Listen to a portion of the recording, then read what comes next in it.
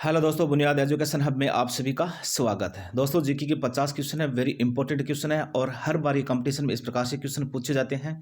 अगर दोस्तों आप चैनल पर नए हो तो चैनल को सब्सक्राइब जरूर कर लेना और बेल आइकन जरूर दबा देना ताकि आपको नोटिफिकेशन सर्वप्रथम मिल सके और अपने दोस्तों को ज़्यादा से ज़्यादा शेयर करो। दोस्तों 1 नंबर क्वेश्चन दे रखा है इसमें कि क्रिकेट के पिच पर पंपिंग क्रीज और स्टाम्प के बीच की दूरी कितनी होती है, तो वो आपको याद रखना 4 फुट होती है। कितनी होती है? 4 फुट होती है। फिर देखिए दोस्तों, वेरी इंपॉर्टेंट क्वेश्चन, क्रिकेट से संबंधित क्वेश्चन पूछे जाते हैं कि विश्व क्रिकेट या विश्व क्रिकेट वर्ल्ड कप की शुरुआत कब हुई थी। दोस्तों आपको याद रखना 1975 में। 1975 में आपको याद रखना विश्व क्रिकेट वर्ल्ड कप की क्या हुई थी? शुरुआत हुई थी।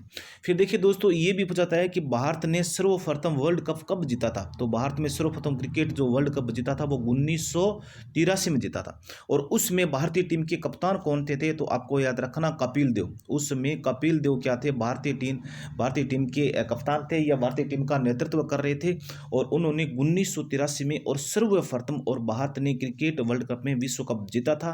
और वैसे और क्रिकेट विश्व कप की शुरुआत कब हुई थी? दोस्तों आपको याद रखना 1975 में हुई थी। और दूसरी बात, भारत ने और क्रिकेट विश्व कप कब जीता था? दोस्तों वो आपको याद रखना 2011 में और महेंद्र सिंह धोनी के नेतृत्व में, और भारत ने दूसरी बार क्रिकेट वर्ल्ड कप जीता था। फिर देखिए दोस्तों, 2 नंबर क्वेश्चन है, ये भी क्रिकेट से संबंधित क्वेश्चन है और वेरी इंपॉर्टेंट क्वेश्चन है। इसमें दे रखा है कि सिल्ली पॉइंट किस खेल से संबंधित है। तो दोस्तों सिल्ली पॉइंट के बारे में आपको याद रखना कि सिल्ली पॉइंट का संबंध है क्रिकेट से। ऑफ साइड में क्या होता है कि जो अपन बैट्समैन होता है और उनके ग्राउंड के बीच में जो कैच लपकने वाला है उसे अपन क्या कहते हैं? सिल्ली पॉइंट कहते हैं। और सिल्ली पॉइंट का संबंध दोस्तों किससे है? तो आपको याद रखना क्रिकेट से है। फिर किस देश की टीम ने और फुटबॉल का और विश्व कप या मिस्र कप नहीं है दोस्तों, यह विश्व कप है, विश्व कप 5 बार जीता था। कितने बार जीता था? 5 बार। मतलब विश्व में और किस देश की टीम और फुटबॉल में सर्वश्रेष्ठ है? तो दोस्तों आपको याद रखना ब्राजील। ब्राजील ने दोस्तों आपको याद रखना फुटबॉल में और विश्व में और 5 बार और विश्व कप जीता था।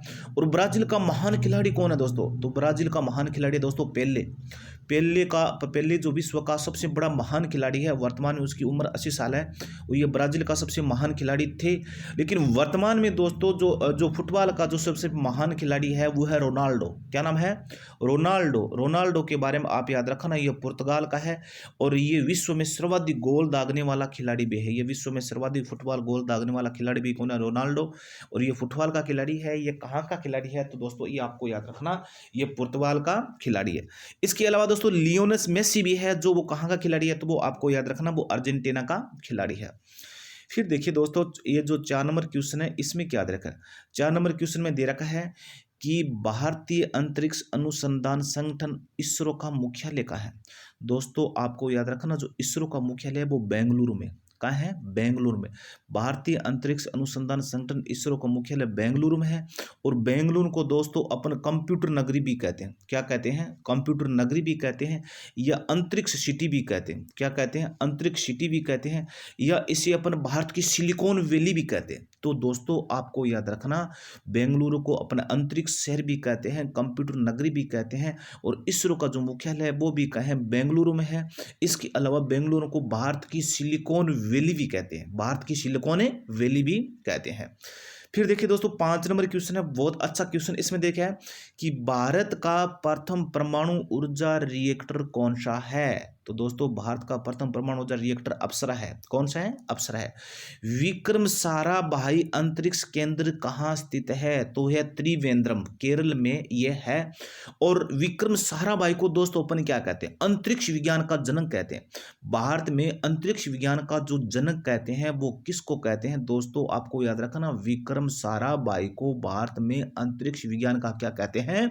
जनक कहते हैं। और विक्रम साराभाई अंतरिक्ष केंद्र का है तो वो ये केरल के त्रिवेंद्रम में है।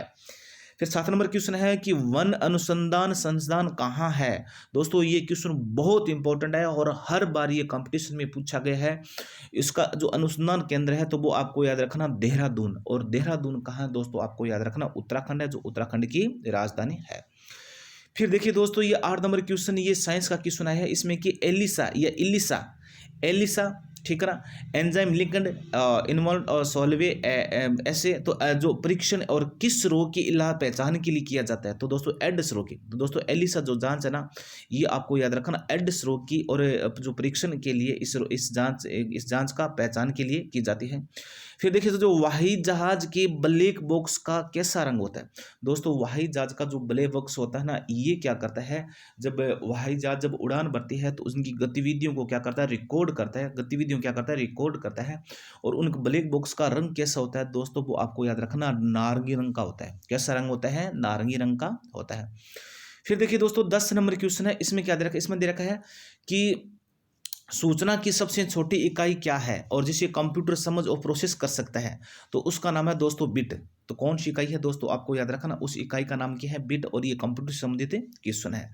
फिर देखिए दोस्तों जो 11 नंबर क्वेश्चन है, इसमें क्या दे रखा है कि तेल और प्राकृतिक गैस आयोग, तेल और प्राकृतिक गैस आयोग जिसे अपने शॉर्टकट में कहते हैं ONGC का मुख्यालय कहाँ है, तो वो भी दोस्तों देहरादून में, वन अनुसंधान केंद्र वो भी देहरादून में है। और तेल और प्राकृतिक गैस आयोग का मुख्यालय भी कहाँ है, तो वो भी आपको याद रखना देहरादून में है। और देहरादून के बारे में दोस्तों याद रखना, ये उत्तराखंड की क्या है, राजधानी है। भारत का अनुसंधान केंद्र, भारत का जो अनुसंधान केंद्र है हिमाद्री, ठीक है ना, वो कहाँ है, तो दोस्तों आपको याद रखना वो आर्कटिक के क्षेत्र में, आर्कटिक क्षेत्र में है, ठीक है ना, तो हिमाद्री है, ये आपको याद रखना। राष्ट्रीय संग्रहालय कहाँ है दोस्तों, याद रखना राष्ट्रीय संग्रहालय कोलकाता में। कहाँ है, कोलकाता में है, तो आपको याद रखना राष्ट्रीय संग्रहालय कहाँ है, तो आपको याद रखना कोलकाता में। संविधान सभा का अस्थायी अध्यक्ष कौन थे, तो दोस्तों संविधान सभा के जो अस्थायी अध्यक्ष थे तो सच्चिदानंद सिन्हा थे। और संविधान सभा के स्थायी अध्यक्ष कौन थे, और संविधान सभा के जो स्थायी अध्यक्ष थे डॉक्टर राजेंद्र प्रसाद थे। संविधान सभा के अस्थायी अध्यक्ष तो डॉक्टर सच्चिदानंद सिन्हा थे, और स्थायी सदस्य कौन थे, तो आपको याद रखना डॉक्टर राजेंद्र प्रसाद थे। और डॉक्टर राजेंद्र प्रसाद को अपन भारत का अजात शत्रु के नाम से भी जानते हैं।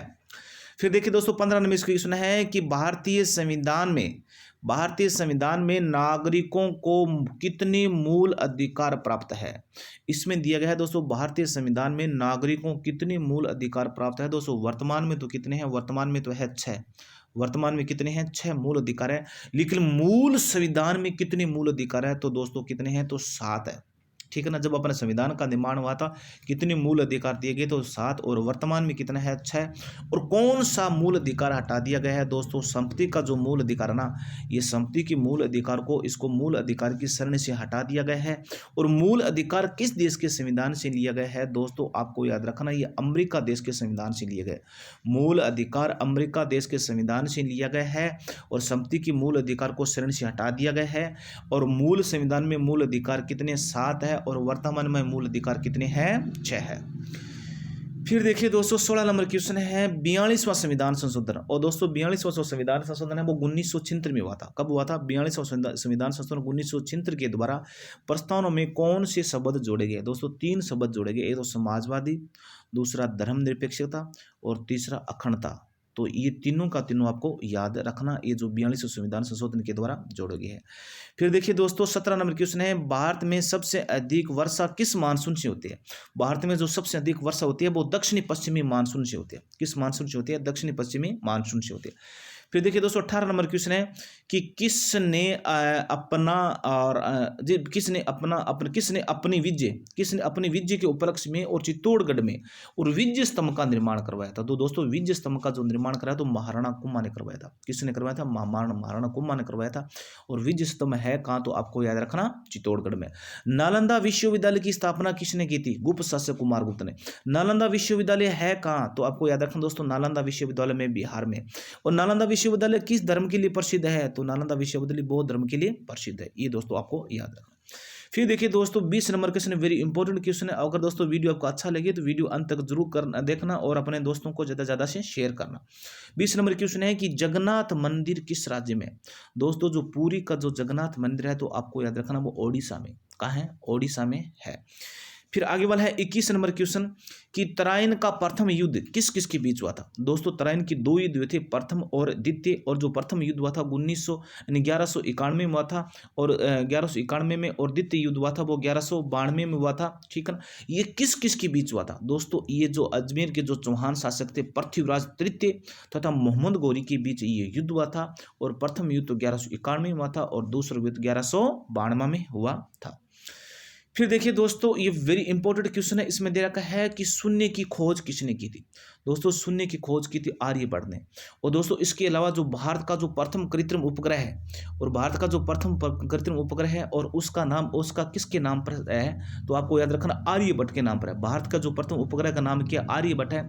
और भारत ने प्रथम उपग्रह कब भेजा था, तो आपको याद रखना 1975 में।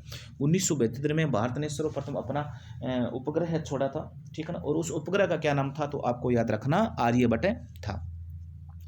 फिर देखिए दोस्तों 23 नंबर क्वेश्चन है कि सिकंदर किसका शिष्य था। सिकंदर अरस्तु का शिष्य था। ठीक है ना। सिकंदर किसका शिष्य, अरस्तु का।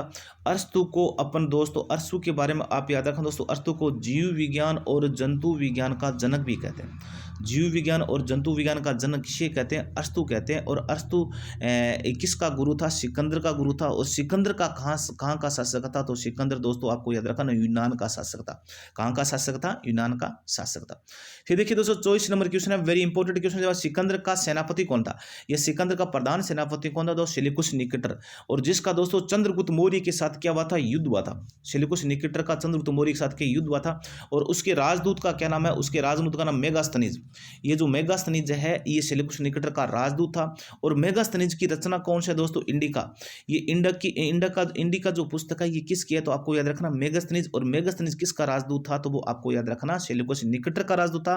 और सेल्यूकस निकेटर किसका सेनापति था, तो आपको याद रखना सिकंदर का सेनापति था। और सिकंदर कहाँ का शासक था, तो आपको याद रखना यूनान का शासक था। फिर देखिए दोस्तों ये 25 नंबर क्वेश्चन है, ये गुप्त वंश से संबंधित है कि गुप्त वंश का संस्थापक कौन था, तो आपको याद रखना श्रीगुप्त। ये गुप्त वंश के क्या थे, संस्थापक थे। कुंभ के मेले का शुभारंभ किसने किया था, दोस्तों कुंभ के मेले का जो शुभारंभ किया था वो हर्षवर्धन ने किया था। ये हर्षवर्धन उसमें उत्तरी भारत का सबसे महान शासक था। और इसी के समय चीनी यात्री ह्वेनसांग और भारत में आया था। इसी के समय जो चीनी यात्री ह्वेनसांग भारत में आया था।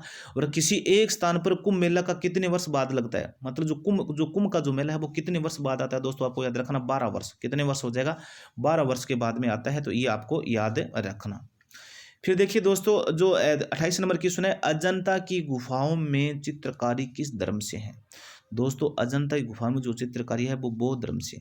लेकिन ये अजंता की गुफा, ये एलोरा की गुफा, ये एलिफेंटा की गुफा है कहाँ, दोस्तों ये आपको याद रखना महाराष्ट्र के औरंगाबाद जिले में। ये कहाँ है, महाराष्ट्र के औरंगाबाद जिले में अजंता की गुफा, एलोरा की गुफा, एलिफेंटा की गुफाएं हैं। और ये किस धर्म से हैं, तो आपको याद रखना ये बौद्ध धर्म से है। फिर देखिए दोस्तों 29 नंबर सवाल, वेरी इंपॉर्टेंट क्वेश्चन सवाल है दोस्तों। इसमें देखा है कि तेलंगाना राज्य की राजधानी कौन सी है। दोस्तों जो तेलंगाना राज्य है ना, तो आपको याद रखना ये आंध्र प्रदेश राज्य से अलग होकर बना था। ठीक है ना।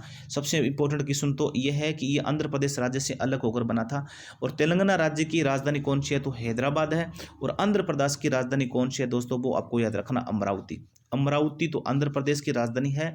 और तेलंगाना की जो राजधानी है वो हैदराबाद है, नहीं हैदराबाद है। और आंध्र प्रदेश से और ये अलग होकर बना था। कौन सा राज्य है, तो आपको याद रखना तेलंगाना।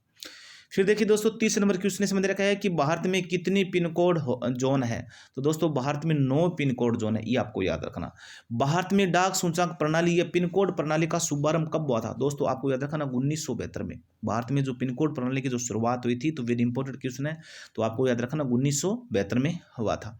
फिर देखिए दोस्तों भारत का सबसे बड़ा सार्वजनिक उपक्रम कौन सा है, तो है दोस्तों भारतीय रेल। वह भारत का सबसे बड़ा एक डिपार्टमेंट है या सबसे बड़ा विभाग है, जिसमें सबसे ज़्यादा कर्मचारी कार्य करते हैं, जिसमें लगभग 15 लाख कर्मचारी कार्य करते हैं। फिर देखिए दोस्तों भारत और पाकिस्तान के बीच चलने वाली गाड़ी कौन सी है। दोस्तों भारत और पाकिस्तान के बीच जो चलने वाली गाड़ी है वो है समझौता एक्सप्रेस या थार एक्सप्रेस। समझौता एक्सप्रेस या थार एक्सप्रेस, ये दोनों का दोनों जो रेलगाड़ी है ये भारत और पाकिस्तान के बीच चलती है। दोनों को दोनों याद रखना। थार एक्सप्रेस जो जोधपुर से चलती है, और समझौता जो एक्सप्रेस शायद ये पंजाब से चलती है, अमृतसर से चलती है। ये दोनों की दोनों जो है भारत और पाकिस्तान के बीच में चलती है। फिर देखिए दोस्तों, ये जो 34 नंबर क्वेश्चन है, भारत में प्रथम विद्युत रेल लाइन कब चली थी?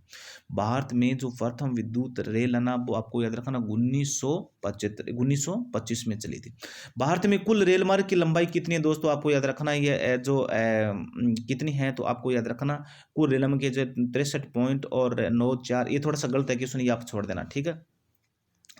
फिर आगे वाला 36 नंबर क्वेश्चन, और 36 नंबर क्वेश्चन में दोस्तों दे रखा है कि भारत की सबसे लंबी रेल सुरंग कौन सी है? दोस्तों भारत की जो सबसे लंबी जो रेल सुरंग है वो पीर पांजाल है। क्या है? पीर पांजाल, उसका नाम क्या है? पीर पांजाल सुरंग है। भारत की सबसे जो रेल सुरंग है वो पीर पांजाल सुरंग है, और ये सुरंग की लंबाई कितनी है? लगभग इसकी 11 किलोमीटर लंबाई है। और ये पीर पांजाल सुरंग है कहाँ दोस्तों? जम्मू कश्मीर में। ये भारत की सबसे रेल सुरंग है, 11 किलोमीटर लंबाई है, ठीक है, तो ये आपको याद रखना। फिर देखिए दोस्तों, आगे वाला 37 number question very important question है। इसमें क्षेत्रफल की दृष्टि से भारत का सबसे बड़ा जिला कौन सा है? दोस्तों क्षेत्रफल की दृष्टि से भारत का जो सबसे बड़ा जिला है वो लेह लद्दाख है। कौन सा है? लेह लद्दाख। और दूसरा भारत का सबसे बड़ा जिला कौन सा है? दूसरा तो आपको याद रखना कच्छ, जो गुजरात में, और ये जम्मू कश्मीर में, ये आपको याद रखना। फिर देखिए दोस्तों 38 नंबर क्वेश्चन है कि कौन सा महाद्वीप पूर्णतः हिमाच्छादित है या बर्फ से ढका हुआ है? तो आपको याद रखना अंटार्कटिक महाद्वीप। ये अंटार्कटिक महाद्वीप है, तो ये आपको याद रखना, ये हमेशा बर्फ से ढका रहता है, और ये एक सफेद महाद्वीप ही कहते हैं, और ये एक विज्ञान को समर्पित महाद्वीप है। ये एक विज्ञान को समर्पित माने, क्योंकि विज्ञान से संबंधित जो शोध होते हैं, जो अभियान है चलते हैं, तो वो कहाँ चलते हैं? तो अंटार्कटिका महाद्वीप में चलते हैं। फिर देखिए दोस्तों 39 नंबर क्वेश्चन है, पृथ्वी तल पर कितने प्रतिशत भाग पर महाद्वीपों का विस्तार है? तो आपको याद रखना दोस्तों, लगभग 30% भाग पर, लगभग आप कह दीजिए 29.2% भाग पर क्या है? ये महाद्वीपों का विस्तार है। भारत और बांग्लादेश के बीच विवाद किन द्वीपों पर है? दोस्तों भारत और बांग्लादेश के बीच तो दो द्वीपों पर विवाद चल रहा है। उन दो द्वीपों का क्या नाम है? एक तो कच्चा तीव द्वीप और दूसरा न्यू म्यूर द्वीप। ये दो द्वीप है, और जिसके बीच में भारत और बांग्लादेश के बीच में विवाद चल रहा है। फिर देखिए दोस्तों, भारत का उत्तर से दक्षिण तक लंबाई कितनी है? दोस्तों भारत के जो उत्तर से दक्षिण तक लंबाई है ना, वो है, आपको याद रखना 3200 या 3214 किलोमीटर। लेकिन आपसे पूछ ले जाए कि पूर्व से पश्चिम लंबाई कितनी है दोस्तों? 2933 किलोमीटर। पूर्व से जो पश्चिम जो लंबाई है वो तो 2933 किलोमीटर है, और उत्तर से दक्षिण तक भारत के विस्तार की लंबाई है वो है 3214 किलोमीटर है। दोनों वेरी इंपॉर्टेंट है, और दोनों को दोनों आप याद रखना। फिर देखिए दोस्तों 42 नंबर क्वेश्चन है, इसका उत्तर माला थोड़ा गलत है, तो वो आपको बता दूंगा कि भारत के मानक समय, और भारत का जो मानक समय है दोस्तों वो कितना है? भारत का मानक समय है दोस्तों 82.5 डिग्री। भारत का मानक समय कितना है? 82.5 डिग्री पूरी देशांतर भारत का मानक समय, ये आपको याद रखना, ठीक है ना। भारत का मानक समय 82.5 डिग्री पूरी देशांतर। फिर ग्रीनविच के समय में कितना अंतर है? फिर देखिए दोस्तों ग्रीनविच रेखा कहाँ है दोस्तों? ये आपको याद रखना ब्रिटेन में, ये ब्रिटेन में और लंदन के पास है, ठीक है ना। ये कितने समय का अंतर है? ये भारत के मानक समय से ग्रीनविच रेखा का समय कितना घंटे आगे है? तो आपको याद रखना दोस्तों 5.5 घंटा आगे। कितना घंटे आगे है? तो आपको याद रखना 5.5 घंटा आगे है। ये आपको याद रखना, वो इंपॉर्टेंट क्वेश्चन है। और वीडियो अच्छा लगे तो दोस्तों अपने दोस्तों को शेयर करो, और वीडियो का अंत तक जरूर देखना, बहुत अच्छे क्वेश्चन है। फिर देखिए भारत की स्थलीय सीमा की लंबाई कितनी है? तो भारत की स्थलीय सीमा की लंबाई है 15,200 किलोमीटर, ठीक है ना। भारत की सबसे लंबी सुरंग पीर पंजाब आ गया ना, पीर पंजाल लय आ गया, पीर पंजाल सुरंग किस राज्य में है? तो आपको याद रखना जम्मू कश्मीर में। ये भारत की सबसे लंबी सुरंग है, जो कहाँ है? तो आपको याद रखना जम्मू कश्मीर में। उसके पहाड़ों को काटकर बनाई गई है, और इस सुरंग की लंबाई है लगभग 11 किलोमीटर इसकी लंबाई है। फिर देखिए दोस्तों 45 नंबर क्वेश्चन है कि पूर्व वैज्ञानिकों के अनुसार आज जहां हिमाचल पर्वत है वहां पहले क्या था? वहां था दोस्तों क्या था? टेथिस नामक सागर था। क्या था? टेथिस नाम का सागर था पहले, आपको याद रखना। 46 नंबर क्वेश्चन दोस्तों, भारत में सर्वप्रथम किस स्थान पर राष्ट्रीय उद्यान स्थापित किया गया था? तो आपको याद रखना Jim Corbett national park. Bharat का जो प्रथम जो राष्ट्रीय उद्यान है उसका नाम है जिम कॉर्बेट नेशनल पार्क, और ये कहाँ है दोस्तों? आपको याद रखना उत्तराखंड में। ये भारत का प्रथम नेशनल पार्क है। फिर कौन सा अभयारण्य जंगली हाथियों के लिए प्रसिद्ध है? दोस्तों जंगली हाथियों के लिए जो प्रसिद्ध है वो है पेरियार अभयारण्य, और पेरियार अभयारण्य आपको कहाँ है? तो आपको याद रखना केरल में। ये किसके लिए प्रसिद्ध है? तो ये जंगली हाथियों के लिए प्रसिद्ध है। फिर देखिए दोस्तों 48 नंबर क्वेश्चन है कि लाहौर और दिल्ली बस सेवा क्या कहलाती है? तो उस बस सेवा का नाम है सदा ए सरहद। सदा ए सरहद उस बस सेवा का नाम, तो ये आपको याद रखना। कोयला की सर्वोत्तम किस्म कौन सी दोस्तों? एंथ्रासाइट है, जिसमें कार्बन की मात्रा सबसे ज्यादा है 95 95%, 90-95% है। फिर देखिए दोस्तों, जीके का लास्ट क्वेश्चन है कि सिंधु घाटी सभ्यता की और सभ्यता में एक बड़ा स्नानागार कहाँ से मिला दोस्तों? आपको याद रखना, मोहनजोदड़ो में। और मोहनजोदड़ो की खुदाई किसने की दोस्तों? राखाल दास बंदर जी ने। और कब की दोस्तों? 1922 में। और मोहनजोदड़ो का अर्थ है दोस्तों मृतकों का टीला। ये है कहाँ? तो आपको याद रखना, पाकिस्तान में है।